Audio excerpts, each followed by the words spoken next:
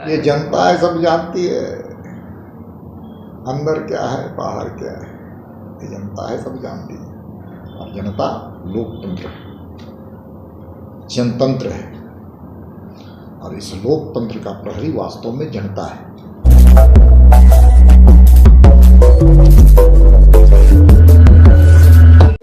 कल ईडी के द्वारा झारखंड के एक आईएएस अफसर खान सचिव पूजा सिंघल के कई ठिकानों पर छापा मारा। 25 स्थानों पर छापा, 19.19 करोड़ रुपए का बरामदगी, और लगभग जो जानकारी आ रही है कि 150 करोड़ से ऊपर के उनके संपत्ति के कागजात बरामद किए गए। मुझे ऐसा महसूस हुआ कि इस संघर्ष में, इस भ्रष्टाचार के खिलाफ संघर्ष में मुख्यमंत्री जी केंद्र की सरकार और ईडी को बधाई देंगे, लेकिन जिस प्रकार से मुख्यमंत्री जी ने शाम को प्रेस कॉन्फ्रेंस करके इन भ्रष्टाचारियों के पक्ष में बयान दिए और उन्होंने कहा कि मैं गीदड़ भक्की से डरने वाला नहीं। अगर किसी भ्रष्टाचार और भ्रष्टाचारी पर कोई कानून सम्मत, नियम सम्मत अंकुश लगाने का काम किया जाता है तो मुख्यमंत्री जी को बौखलाहट क्यों हो रही है? वो अपने ऊपर क्यों ले रहे हैं? इसका सीधा अर्थ है कि पूरा खान विभाग में ही दाल में काला नहीं, पूरी दाल ही काली है। और मुख्यमंत्री जी खान मंत्री भी हैं, इसलिए पूरे जांच के दायरे को बढ़ाते हुए जो झारखंड में ऐसे कई संदिग्ध डीएमओ हैं, डिस्ट्रिक्ट माइनिंग अफसर्स, उनको भी जांच के परिधि में लाना चाहिए कि इलीगल माइनिंग जो होता है उसकी अवैध उगाही, ड्यूं भी एक उसमें एक पार्ट होता है, और उगाही करके यहाँ पर जहाँ समर्पित किया जाता है तो उसकी भूमिका रहती है। इसलिए इसको करना चाहिए। और दूसरा, इलीगल माइनिंग जो कोयला है, बालू है, स्टोन चिप्स है, जो देश की संपत्ति है, राष्ट्रीय संपत्ति है, उसको लगातार लूटने का काम किया जा रहा है। ये भी जांच के परिधि में आ जाना चाहिए, क्योंकि खान और खान मंत्रालय का ही मामला है। तो कुल मिला के राज्य सरकार के संरक्षण नहीं हो। और हम झारखंड की 3.5 करोड़ जनता की जो अभिव्यक्ति आई है कल से, उसमें ये है कि यहाँ पर खनिज संपदा की लूट हो रही है, तस्करी हो रही है, और इसके लिए राज्य की सरकार जिम्मेवार है, राजनेता जिम्मेवार है, पुलिस प्रशासनिक, आला प्रशासनिक पदाधिकारी जिम्मेवार है, सिविल प्रशासनिक पदाधिकारी, अन्य प्रशासनिक पदाधिकारी जिम्मेवार है, या जो भी जिम्मेवार है उनके चेहरे पर जो नकाब है वो उतारने का काम है, कोई भी हो। तो ये इस परिधि को बढ़ाना चाहिए। और दुर्भाग्य है कि कल की जो बातें आई उसमें एक तरफ हमने देखा कि मुख्यमंत्री जी ने कहा कि ये गीदड़ भटकी है, मैं डरने वाला नहीं। ये डरने और डराने का सवाल ही कहाँ है इसमें? ये तो सवाल इस बात को, राज्य को बचाने का काम सबका है, मुख्यमंत्री जी का भी है। लेकिन दूसरे तरफ झारखंड मुक्ति मोर्चा का अलग बयान, उनके प्रवक्ता का, और मुख्यमंत्री जी का अलग बयान। इससे साफ जाहिर है कि किस प्रकार से सरकार और संगठन में बौखलाहट है। जैसा कि देख रहे हैं सर, जनता पूरी एक बात करो, इस पूरे मामले में कांग्रेस भी बरोबर का जिम्मेवार है। क्यों? क्योंकि झारखंड में जब भी कांग्रेस समर्थित सरकार बनती है तो यहां पर सबसे ज्यादा खनिज संपदा की लूट होती है। इसलिए कांग्रेस भी उतने ही जिम्मेवार है। इसलिए झारखंड की जनता की अभिव्यक्ति की आवाज भारतीय जनता पार्टी विपक्ष में है, हम उठाते रहेंगे, लड़ते रहेंगे, भिड़ते रहेंगे और सच को सामने लाने का भी काम करेंगे। जनता बेवकूफ नहीं है सर, जनता सब कुछ देख चुकी है सामने, फिर भी मुख्यमंत्री का ऐसा बयान और आना, इसको किस नजरिए से देखते हैं? सिर्फ नजरिया बताया। ये जनता है, सब जानती है अंदर क्या है बाहर क्या है। ये जनता है, सब जानती है। और जनता लोकतंत्र है, जनतंत्र है और इस लोकतंत्र का प्रहरी वास्तव में जनता है। जनता की नब्ज को सत्ता समझे, विपक्ष समझ लिया है।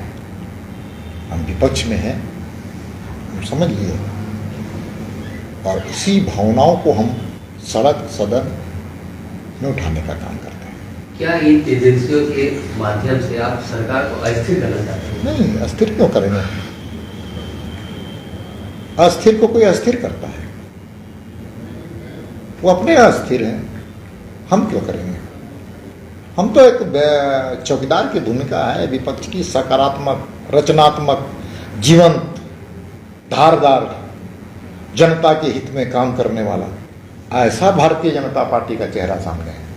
आप सब जानते हैं कि कोई ऐसे मुद्दे हों, चाहे सड़क हो, बिजली हो, पानी हो, शिक्षा हो, लगातार हम लड़ रहे हैं। कानून व्यवस्था हो, महिलाओं के साथ अनाचार और अत्याचार हो, आदिवासियों के साथ शोषण हो, अनुसूचित जाति समाज के साथ जब भी कोई घटना घटती है तो उसमें सबसे पहले भारतीय जनता पार्टी का कार्यकर्ता, चाहे इलीगल माइनिंग हो। तो हम तो प्रहरी हैं और ये प्रहरी की भूमिका जनता ने मुझे दिया विपक्ष में। हम चोरी नहीं होने देंगे, लूट नहीं होने देंगे खनिज संपदा का, ये हमारा संकल्प। एक तरफ झारखंड में इलीगल माइनिंग, एक IAS अधिकारी के यहाँ 20 करोड़, लगभग 20 करोड़ कैश पकड़ा। अभी बीच में लोग बिजली के कारण झारखंड की जनता पूरी सफर कर रही थी और जो अधिकारी हैं वो तनकर ही घूमते हैं।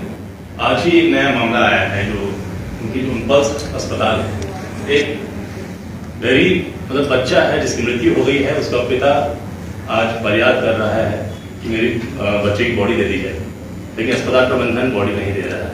जो पल्स अस्पताल वो पूजा सिंघल का ही अस्पताल है और वहां पे एक तरफ ईडी अपनी कार्रवाई भी कर रही है और ये लाशों पर भी पैसा मांगने का काम कर रहा है। देखिए, जो छवि हाल के दिनों में आई है, खास करके कोरोना के कालखंड में, लाशों का सौदागर बन गए कुछ लोग। उसी में जिस हॉस्पिटल की आप चर्चा कर रहे हैं वो लाशों के सौदागर हैं।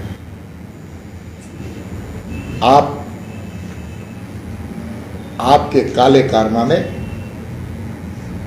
ये बात का स्पष्ट संकेत है कि आप हेल्थ सेक्टर को कमाऊ क्षेत्र बनाने के लिए आपने वहां पर हॉस्पिटल का निर्माण किया, जबकि हॉस्पिटल जन सेवा करने का एक संकल्प होता है।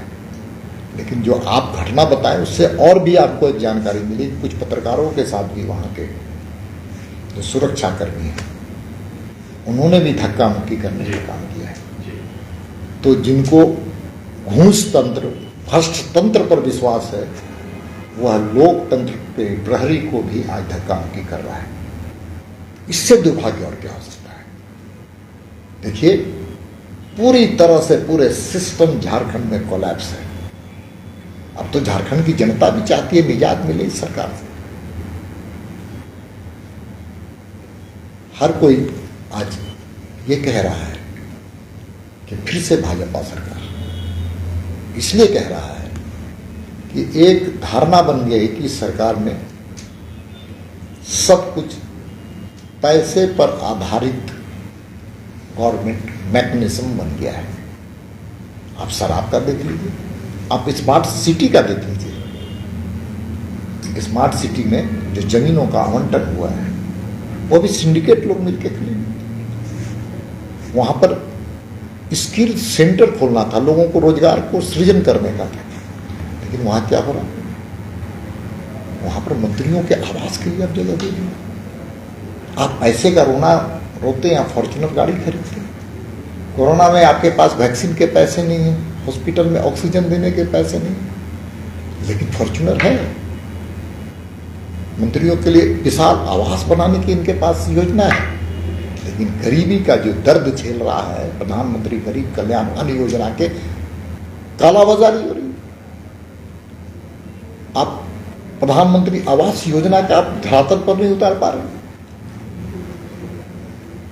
आप मंत्रियों के आवास को आप विशाल बनाना चाहते हैं, लेकिन गरीबों का जो प्रधानमंत्री का संकल्प है, आवास की योजना है, उसको धरातल पर नहीं आता। आप थोड़ा ग्रामीण क्षेत्र में चले जाइए, ग्रामीण क्षेत्र की सड़कों की हालत क्या है, जर्जर है। प्रधानमंत्री ग्रामीण सड़क योजना की धरातल पर नहीं उतार पाए। कुपोषण से राज्य सबसे ज्यादा प्रभावित है, पलायन से सबसे ज्यादा प्रभावित है, उस तरफ तो राज्य की सरकार का ध्यान नहीं है। इसलिए पूरी तरह से सिस्टम फेल है। यहाँ पर अपराध और अपराधियों का तांडव है। डॉक्टर यहाँ से पलायन कर रहे हैं। आज हम तो पुराने कार्यकर्ता हैं सामाजिक जीवन के, मैं अखबार आजकल पढ़ता हूँ तो ऐसा महसूस होता है कि वो फिर से जंगल राज, लालू राज जो हम लोग कहते थे, शाम को 6 बजे दुकानें बंद हो जाती थी। हम लोगों ने देखा लड़ाई लड़ी है, हम उस पीढ़ी के हैं, उस लड़ाई में हम भी शामिल थे। वो फिर से स्थिति झारखंड में आ गई। ये दुर्भाग्यपूर्ण स्थिति फिर पैदा हो रही है। केवल भ्रष्टाचार नहीं बल्कि आम लोगों के जीवन की चिंता भी सरकार को नहीं। आज कानून व्यवस्था पूरी तरह से चौपट है। आज हमारी माँ बहन बेटियां फिर से शाम को 6 बजे के बाद निकलने में डरती हैं, भयभीत होती हैं। है संकट। इस संकट आता है, संकट का सामना भी झारखंड की जनता की है, आगे भी करेगी। और फिर से यहाँ पर विकास की किरणें जो अटल जी अडवाणी जी ने अलग राज्य बनाने का जो सपना देखा था, उस सपने को साकार करने के लिए नरेंद्र मोदी जी की योजनाएं जो यहाँ पर जमीन पर धरातल पर नहीं उतर पा रही है, चाहे वो अमृत योजना हो, जल जीवन योजना हो, गरीबों के खाद्यान्न के सवाल पर, वैक्सीनेशन के सवाल पर फेल हो गई सरकार, ऑक्सीजन प्लांट बनाने में असफल हो गई है सरकार। इसलिए सभी क्षेत्र में जो विफल हुई है, उस विफलताओं को हम लोगों ने समझा है। और मुझे महसूस होता है कि आने वाला समय अटल जी अडवाणी जी ने जो सपना देखा था, उसको झारखंड की जनता फिर से निर्णय लेते हुए आगे विकास की गति तेज